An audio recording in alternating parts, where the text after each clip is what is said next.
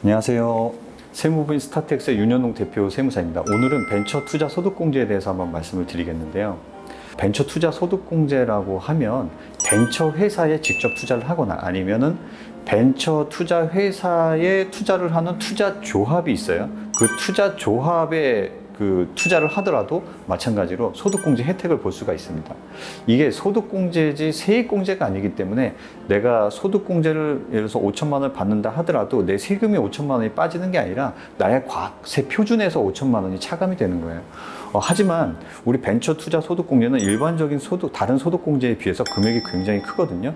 일반적인 우리가 잘 아는 소득공제, 예를 들어서 부양가족공제 1인당 150만 원, 뭐 노란우산공제, 순이익이 1억이 넘어가면 뭐 연간 200만 원, 뭐 이 정도 수준인데 벤처 투자 소득공제는 3천만 원을 투자했을 경우에는 3천만 원이 100% 다 소득공제가 되고요. 3천 초과 5천까지 투자했을 때는 투자 금액의 70%가 소득공제가 됩니다. 5천 초과분은 30%가 소득공제가 되고요. 그래서 예를 들어서 5천만 원을 투자했다고 하면 대체로 4,400만 원이 나의 소득에서 차감이 돼요.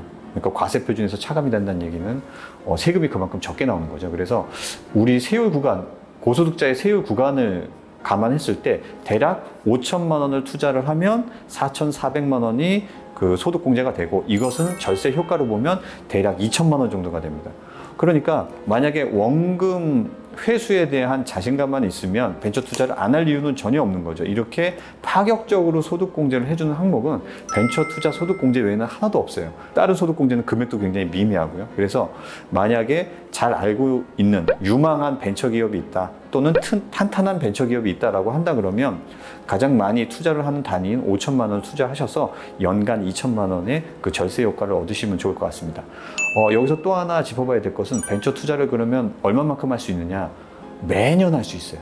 매년 할 수 있고요. 그러면 1년에 몇 회 해도 되느냐? 여러 번 하실 수도 있습니다. 그러면 벤처 투자를 한 번 할 때마다 그 정도의 절세 효과가 있느냐?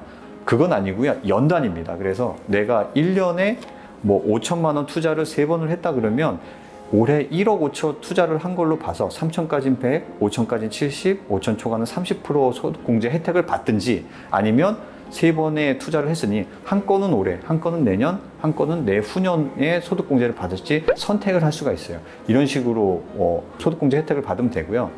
그 다음에 이렇게 소득공제를 해주는데 여기에 대한 사후관리는 없느냐? 있습니다, 물론. 뭐냐면 투자일을 기점으로 해서 3년 동안은 이 투자금을 회수하면 안 돼요. 또는 내가 투자를 한다는 얘기는 주주가 된다는 얘기고 주식을 받는다는 얘기인데, 이러한 주식을 3년 이내에 다른 사람한테 매각을 해도 안 됩니다. 그러니까 투자금을 회수하는 거나 마찬가지잖아요. 그래서 최소한 벤처 투자 소득공제를 받으려면 투자 후에 3년 이후에 회수를 해야 된다는 얘기예요.